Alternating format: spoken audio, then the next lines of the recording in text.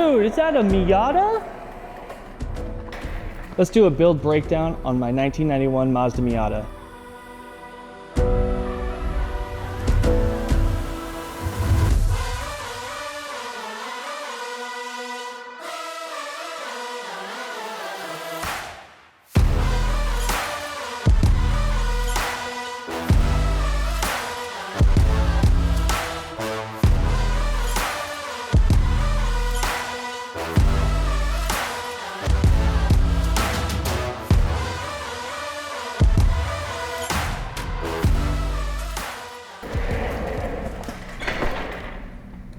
It sits a little bit tall.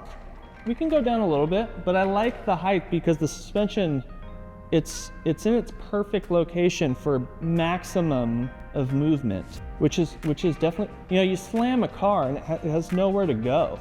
It's already at the end point.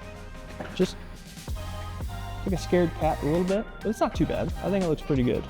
As far as the exterior of the vehicle, you know, I would say looks have always been the last priority of this thing. I've always focused on function, but I do have a wide body kit on this vehicle. This rear fender has come off some random website, and I just found it because it has a stock factory look to it, but it does bulge it out. These happen to be some secondhand Project G fenders. These are really slick. They got a little cut in here. This car, when I purchased it 5.5 years ago, actually coming pretty close on 6 years, it was a white car that had already been rattle canned, like a flat matte white. So I didn't really have too much remorse about sanding that down and putting on my own layer of this dark beige tan looking color here. Just kind of looks like dirt. At the time I thought it was different and unique. Figured I'd give it a try. It is rattle canned. So we've still got the factory hood on this vehicle. These Mazdas came with an aluminum hood, so it's nice and lightweight. These are some hood vents. This is just to help keep things cool. I also have my air box right underneath this guy, so hopefully that can draw in some cooler air than what's in the engine bay. Got the oh so desired hardtop. This took a little bit of trimming on the fiberglass on the inside so I can get it to fit with the cage kit setup that's on this car. We'll get to that later on the interior stuff. It's a lot easier to hop in and out of this car when the roof is off. You can just kind of whoop. And back here at the rear of the vehicle, this here is actually a Treasure Coast ducktail spoiler. It is fully fiberglass. And then when you come down to wheels, I have a variety of wheels. I think Kansai, they make a really good product. They make both the KNP 15 as well as the Tandem 15. And I think those are great. They fit on the MIATA perfectly, and that's what I've been running. Coming over to the doors, these are some APR carbon fiber side mirrors. These are a little bit pricier. I got these used locally, and I think it's a great addition. They look nice, they're sleek. And then finally down at the front of the vehicle, eBay cheap polyurethane front lip here on the factory front bumper, nothing special, as well as these polyurethane eBay side skirts. So now it's time to dive into the interior of the vehicle. In here, we've got your pretty standard, this is an Ultra Shield seat. This here is a Kirky seat. It just happens to be what we had at the time.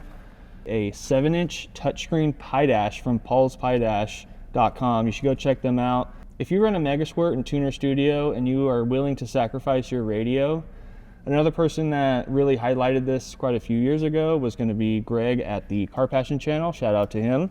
For me, the NRG quick release steering wheel and hub is a necessity for me to get in and out of this tiny car. You remove this and it's much easier to slide in here with the roll cage. Up front on the gauge cluster, I also have a rev limiter gauge set. It is the JNC set. It is more of a retro look. All of my factory gauges are still fully operational, so I actually really like that. This vehicle has had its heater and AC fully deleted. There's nothing in there. Even the AC push button control module up here has been removed. This is what I use for things to turn on, like the wideband, the pie dash, the boost controller, flat foot shifting, and two-step. I've got a Chase Bays handbrake up here. This thing works really good. If you watch any of our past videos, we have installed the cage kits, full FD spec cage. This took some time with me and Kevin to get this in here over last winter, but now that it's in there, I gotta say I really like it. The chassis is much stiffer and responsive. Overall design and fitment of this cage is perfect. If anyone's out there looking to do a cage on their car, regardless of the chassis, if they make a cage for your chassis, that is the route I would suggest going. Windows. Yeah, windows in or windows out. Two options. That's all you got.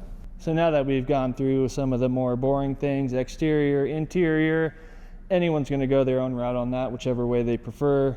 Let's get into some more of the juicy parts. Let's get into the powertrain and see what's under the hood of this 400 horsepower, 1.6 liter MIATA. It runs on a Megasquirt plug and play 2. We've got 79 millimeter Wiseco pistons that are 9.1 to 1, KA injection connecting rods, ARP head studs and main cap studs, stage 2 boundary oil pump, Supertech valves plus 1 millimeter, dual valve springs, ATI super damper, Mazda speed throttle body. It's an adapter plate to run the Mazda speed or later 1.8 throttle bodies on my 1.6. Flowforce LS coil pack kit, a Fab 9 tuning stage 2 intercooler, Kraken top mount cast manifold, turboback 3-inch full exhaust, and I'm running a Garrett G25 550 turbo. This thing is freaking amazing. I really like this turbo. It's the smallest full frame G series turbo that they currently make. On the 1.6, I would say we start building a few pounds of boost around 3 to 3,500 RPM, somewhere in that range. Anything after 4,000 RPM, it is instant spool up. I'll jump between 72 and 7,500 RPM depending on what track I'm at and if I'm needing that little bit of edge for wheel speed. A radium catch can, which has been working great. There's a little dipstick on it so I can check the level after a few laps and see if I need to screw it off and drain it out. As far as engine cooling goes, we've got the Flying Miata Crossflow radiator, which is from Koyorad, coolant reroute kit. I also have Flying Miata's stage 2 cooling fan kit. Now let's move on to the fuel system, because that is what is going to be needed to run all the horsepower that you can get out of your 1.6 Miata. With the fuel system, we are running a radium billet fuel rail. We have the fuel regulator mounted to the fuel rail and a pulse damper. Deechworks 300 fuel pump. And squirting all that fuel into the engine are some Injector Dynamics 1050X injectors. They work really good. I've had no issues with them. They flow enough fuel for everything that I need. Now let's move over to brakes and suspension. As far as brakes go, in the front, we've got the little itty bitty factory-sized rotors and brake calipers in the front. We've got a slotted front rotor, still factory-sized, and some more aggressive like track-style pads. Other than that, the front is pretty much bone stock. In the rear of the car, a later Mazda Speed 11-inch rear rotor, and what that really helps me with is a little bit more grabbing force and heat absorption due to the handbrake. This is a 4-piston on that 11-inch rotor that is a Mazda part, and that has been working really good with Chase Bay's handbrake. That's all we got for brakes. Let's move on to suspension. Here we are at the rear of the vehicle. We'll start in the back and we'll work our way up. You like my nice little exhaust dump down here? Took out one of the resonators. I still got one. This thing's pretty quiet, and I like this little down, little boom, boom, boom, boom. Okay. Anyways, let's get into it. We have stock lower control arms. Who'd have thought? No, they work great. I believe this side over here might be bent because getting this side into alignment, I basically have to run toe in. I like to run about a 16th toe in, just boom. So 1/8 inch total toe in the rear. For the upper control arms, we have Paco Motorsports. They are adjustable. Feel 441 suspension, front and rear. This is their setup from Goodwin Racing. It is actually more of a track-specific dampening and spring rate. The fronts are a 12K spring, which I think work really great. The rears are an 8K. Flying Miata sway bar. Up in the front of the vehicle, destroy or die, top and bottom arms. This setup, I want to say it's pretty much the go-to setup as for right now. I also have destroy or die front and rear drop knuckles on this vehicle with the Flying Miata front sway bar on a softer setting, and it seems to be working great. SPL, extended inner and outer tie rods. And so that basically concludes my Drift Miata. This thing does really good, but I would probably not suggest this. If you can possibly get into a 1.6 stock engine, unopened, find a used turbo manifold, a 2560, a clutch, a fuel system that could negate 200 horsepower, 2 to 250. 250 would be pushing it on the stock motor. If you bring it in linearly and slowly and have your peak power be right at the very end of your RPM range, that is kind of the sweet spot. I love this thing. It's got all the horsepowers. It's got all the smiles when you drive it as well. Having such a short wheelbase, it is quite, you know, people will say twitchy.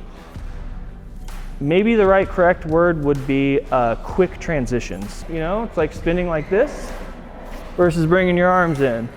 You're gonna spin a lot faster bringing your arms in than you do when you have them out. I love this thing. I hope you guys like it too. If you're new to the channel, please check out our other videos. Anyways, I'm gonna end the video here. Thank you for watching. Please subscribe, hit that bell notification, and I will see you in the next one.